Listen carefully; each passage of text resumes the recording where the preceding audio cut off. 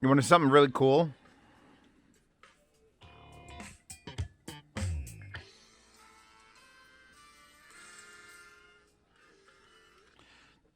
That's driving tungsten, double-sided. High gain, 2 o'clock. That is $200. That is the topping A50 Mark III. So let's wait. Can I walk over there? I don't think I can. I'm attached to the ceiling. Hold on. I'm going to detach from the ceiling. I have it just... No, can I do this? Is this going to be stupid? I feel stupid. I'm doing something behind my head. Oh, no. Why is there a fly? I got it. I got it. Because you never know when it's going to die. So let's come over here. It's the first time I've detached from the thing. So we have got... There's the D50. Where's the A50? Is it here or did I move it? Anyway, these, they're usually right next to each other. It's like brothers. Thing. It might have been moved. Why would I move it there, though? Did I move it? Hold on, we're taking a trip. Excuse me if I set off your shit. Echo, basement 12, light 100. Basement 1 isn't responding. Please check its network. Echo, basement 12, light 100. I may have moved it to this rack, although I haven't seen it. And it's irrelevant because I'm just showing the size. Anyway, all right. Well, these have always been the most intriguing little bastards. This is the D50S. I'm not sure if there was a D50 non-S. And somewhere in my house, should be the amplifier version of this. Is it just stuck here somewhere? It's so small you could lose it. Now, the new ones are slightly larger. I'll line this up back corner. So there is the D50S versus the D50 Mark III. A little bit bigger. And these things have always been insane. And the original ones... Actually, you know what this is perfect for? Welcome to Zeos' house. The original one wasn't truly balanced. Or maybe... No, it was truly balanced, but only had like a 2.5 because it was small. But it had a 1/4 inch. So... This is $200 for this amplifier, the A50 Mark III, and it's $220 for the DAC. And they're both fully balanced. We're using APOS, I think these are the APOS flow cables. So they're TRS 1/4 inch. I've got RCA, these RI cables going out to the Burson here, which, spoiler alerts. FIO JT1s, everyone's biggest complaint about them is, well, the comfort. Barodynamic gel pads from Dakoni work. I don't know if it's 100% sound quality kept. I've been using them now for like half an hour because I'm doing this. I'm checking out how well the DAC does out in this. These are back in stock. If they aren't, I apologize again. If they are and you're complaining about the comfort, I don't think these pads are much cheaper than the headphone, but man, do they improve the comfort on that. And now back to tungsten, 3.5 watts per channel at 32 ohms. These are 150 ohm, high gain, 2 o'clock. It's fucking running tungsten. The other problem people have with topping is that it sounds like a topping. That's like the audiophile joke. I was in Munich. Everyone's like, blah, blah, blah, blah, blah, topping. But yeah, he likes topping stuff and it sounds like topping. There's nothing wrong with the way toppings sound. Granted, when the A90 Discrete came out, I still approved more of the LA90, which is their speaker amp, because it gave a little bit more warmth. Topping stuff tends to be very dry. It's just very clean, neutral, and straightforward. And there's nothing wrong with that. That isn't like a negative. It's just like the baseline. It's the baseline. And newer topping stuff, specifically like the big DX9, doesn't sound like a topping. That was like the biggest compliment is it's DX9. It's a big fucking $1,100 unit. And it sounds like it's got something for flavor going on. And I'm going to say that the D50 Mark III and the A50 Mark III sound like there's more to it than just the cleanliness. Not as much as the DX9, but just a little bit. And even if it only just sounded clean and flat and neutral, it fucking powers tungsten. We'll look at one and then the other. So I think people are going to be more interested in the $200 super slim headphone amplifier first. The front, which I haven't put anime stickers on top of this because I'm saving it for something much better. I may use my giant Canon printer that I bought with the vinyl prints, and I may just print an entire like collage that spreads across both of these, and it'll fit I'll sticker the entire top. You get this in silver or black. I probably would like the looks of the silver more, but I don't care because I'm going to cover the top in the Anime Girl stickers. It's going to be fine. So the front is power button, also gain mode button. You press it, you go low. You press it, you go medium. You press it, you go high. You hold it, it clicks off. You press it once, short press, it turns on, remembers the last place you're at. Fully analog volume knob. A little bit small. It's a little bit of a tiny knob. It doesn't stick out very far. Far enough away from the 4.4, because that is the 4.4 plug there, that you don't really hit it with your thumb. There is also a full 1/4 inch, which we'll be plugging these, which are the, which Odyssey are you? The MMs? You're the Manny Marquins 5s, I think? So the review of that's upcoming. Also the review of this. I have different backs to try on it, because it is a mod house, and if you're not modding the mod house, you're not living your life. Front of the unit, very plain, very simple, very minimalist. Back of the unit, which, excuse me for having everything plugged into it and not wanting to unplug everything.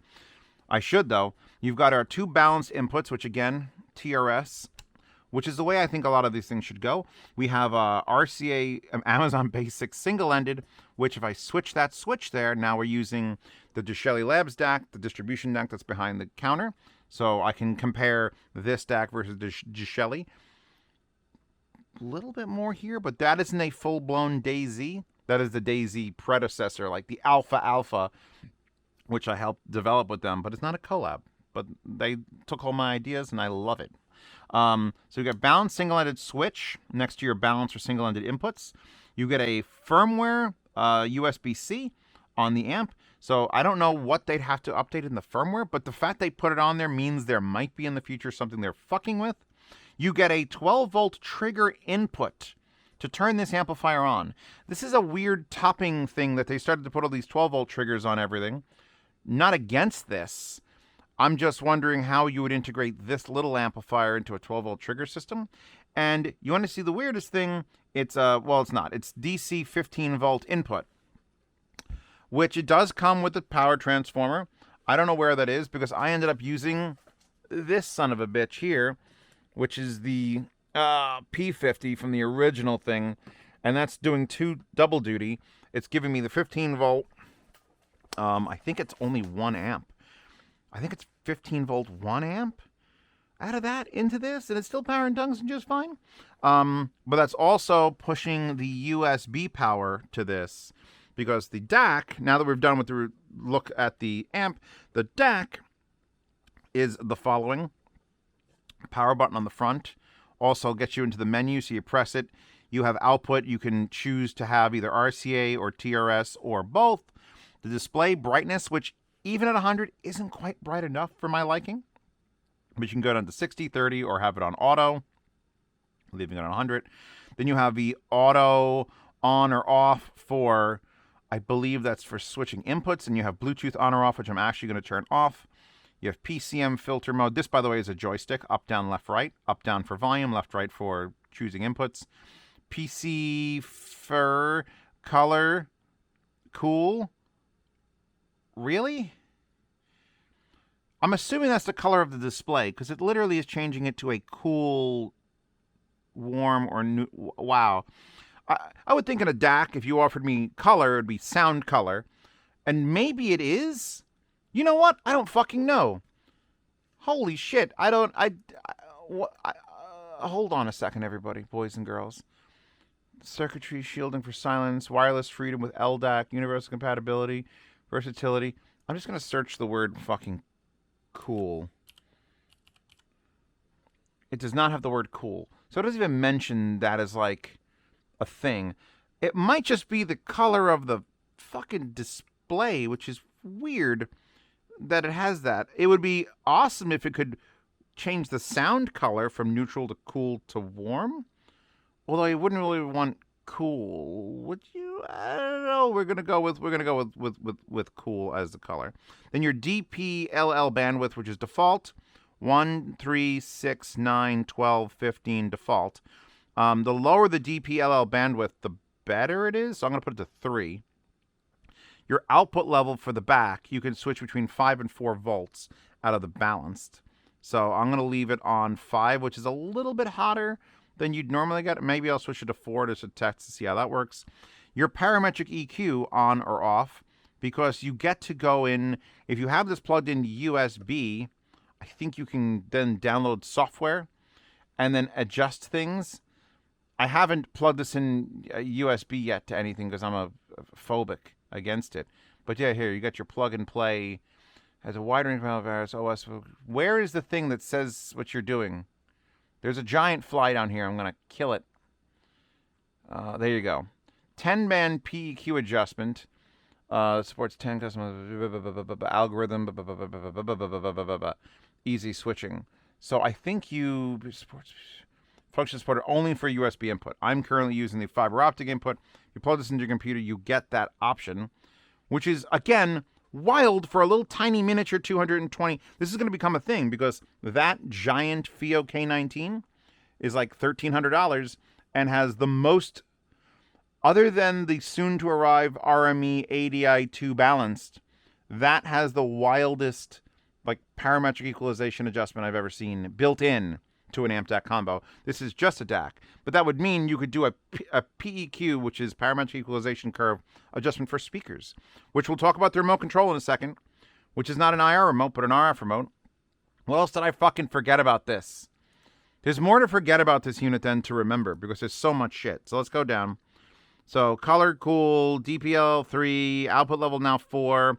Parametric EQ I have turned off, so if I did have it on, I could shut it off, which is something that doesn't have the option to do right now. Then your parametric equalization configuration is currently null because I don't have it hooked up to load it. So even if I think I loaded some parametric EQs on here, I'd be able to load them through the menu and then pick, like, oh, I'm doing tungsten and want to repair tungsten, which you fucking can't. Don't even bother. Why would you try? But anything else, Bluetooth clear, factory reset, and then you're done. Let's get out of the menu. Then you have your down. As you can see, it counts half decibels, or if you hold it, it goes full decibels. And then once you're out of this, USB, Bluetooth, which is off, coaxial or optical. I'm in optical because it's easier. The back of the unit, I was entirely the front of the unit. Your 12-volt trigger out. So you could hook up this to this, and then have it when you turn this off, it turns this on and off. Okay, but they didn't include that wire, which is kind of sad. I wish they included the little tiny jumper wire. Then I could have that be a thing. Because I never really turn off DACs, but if my DAC's controlling my amp, I would turn off one unit instead of two. I would usually just turn this off and turn it on. I guess because you could use the remote to do it, but this doesn't have a preamp out, so you wouldn't be controlling anything external or far away with that, so you wouldn't use the remote to turn this on. Doesn't make any sense. Balanced inputs or outputs, RCA outputs, coaxial input, fiber optic input, USB-C input for data, USB-C input for power, two separate things. That's why I'm using the linear power supply. Here's your Bluetooth antenna, which I've removed because I think we all agree if Bluetooth exists, it's fine. There's not going to be some sort of special thing it does on Bluetooth unless it was controlling the app, and then your trigger output. So here's your beautiful little box. If you want to stack them, I'd probably recommend stacking them like this. Oh, God. They should also, and I know APOS sells it in a bundle with the balanced cables, but I feel like Topping should probably include them in one or the other so that you could stack them or make a little bridge so you just plug it in as a bridge so it doesn't add this loop. There's no point in having, in fact, I did complain about that when I was in Munich because I was at the booth that had Topping there. And I'm like, you know what would be really great? If I didn't have to have like a 6-inch fucking, tumor attached to the back of this, because if you're stacking the two things, you know exactly where they're going to line up, the distance between them. I had that wooden one that puts shit stuff together, the little RCAs that were like that long on a wooden block and just went and it made it a flat solid structure.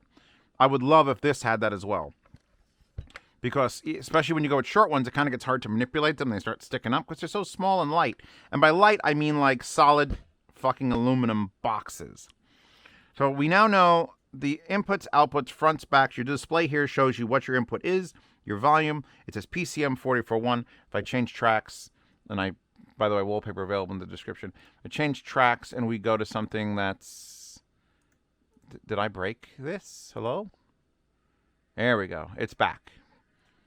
Still 44.1. I'm sure I have like a 96 here, the 24-bit samples. Actually, wait, because it is fiber optic, it may not. Yeah, no, I think it's going to drop everything down to 44.1. At most 48. Yeah, it's downgrading to this. But if you used USB, it would obviously show higher than that, or coax or digital sometimes does it. The remote. Looks like a standard topping remote, but you'll notice it doesn't say RC for radio controlled or standard infrared. That's BC for either Bluetooth or I don't know if it's Bluetooth itself. It still has an IR blaster here, which I think is for the on and off. But if I put this remote under the table, I can still lower the volume and change all the settings.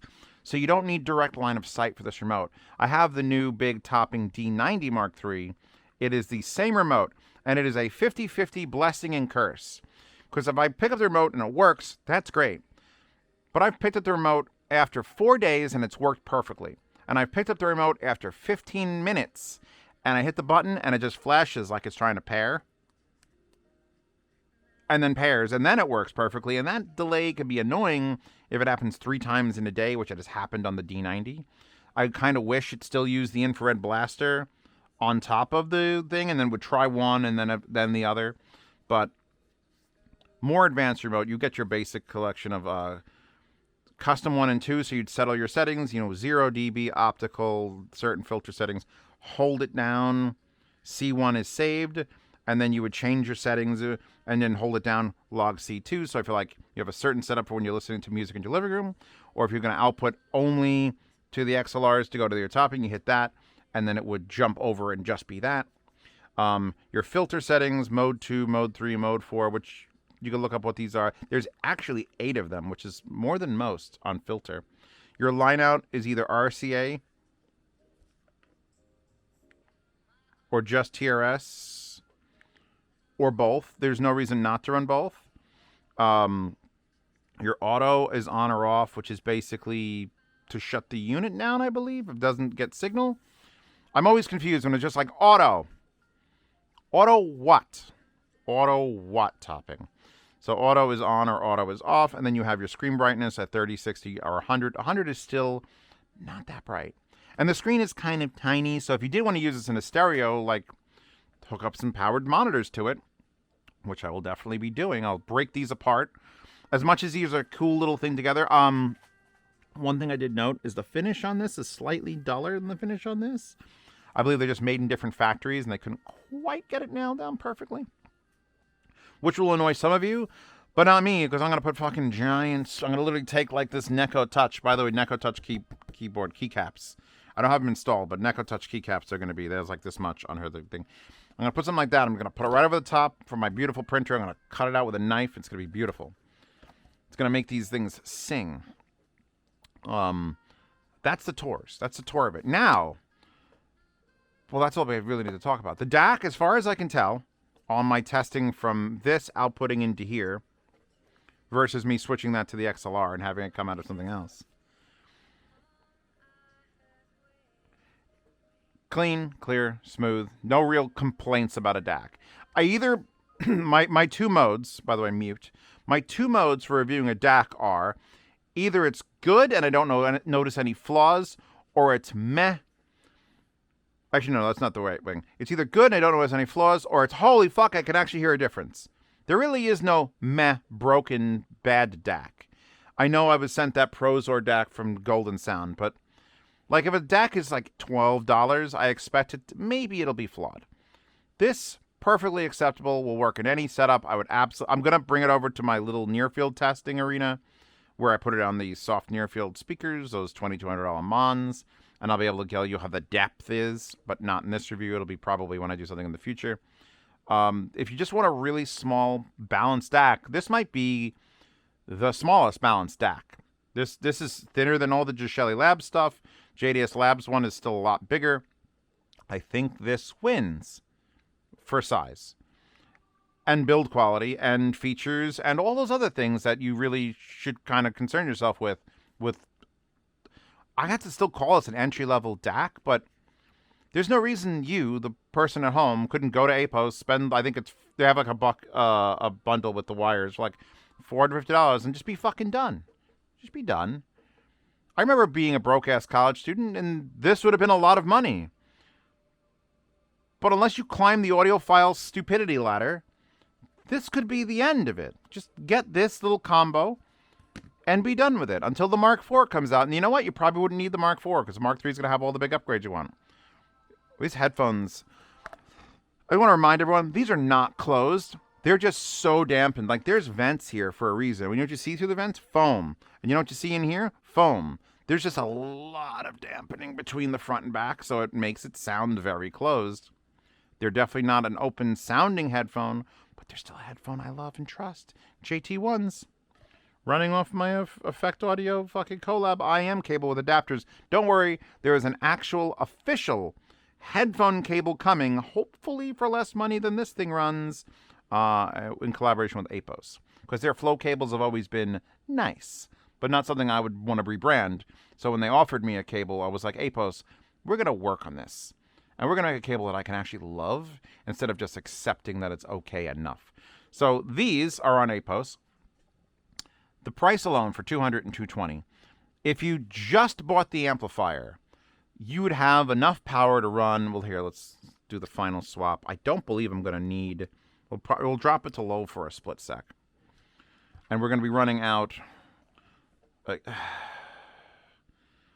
I guess it's better than a Hyphaman cable, but it's still a fixed 1/4 inch for some fucking reason instead of like a 3.5 with an adapter, you know, like a normal human would want, into a very skinny, tight weave. But it does offer either side entry, or I think you can use a normal cable or like a 2-entry cable if you want to go balanced, because we're not currently going balanced. Let's put these on. Oh, the adjustment on this is... By the way, the adjustment on this headphone is hilarious.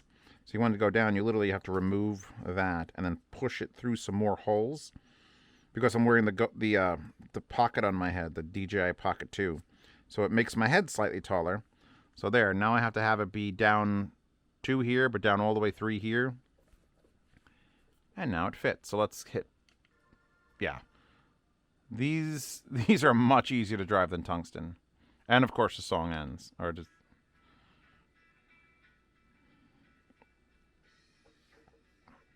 Let's put it to medium. I do like that the lights indicating low, medium, or high are about the same level of brightness as the slightly too dull D50 screen. So that's nice. It all feels like it works. This is fucking nice. As someone who has to live with all this shit, if I could just live a minimalist life, if I had a secret bachelor pad, this would be the only thing in there. Just these 2 little things on a desk, maybe a little potted plant, like a 15-inch laptop, and that's it. Just minimalism. God, I yearn for the mines and the minimalism of the mines.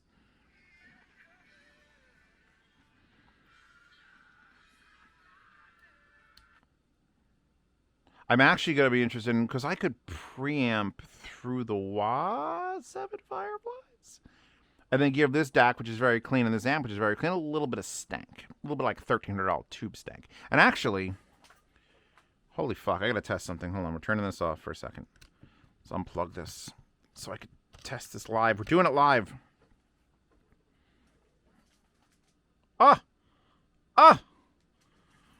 So I got the JDS Labs Atom 2 down here, which is like my go-to affordable American-made $130 amp.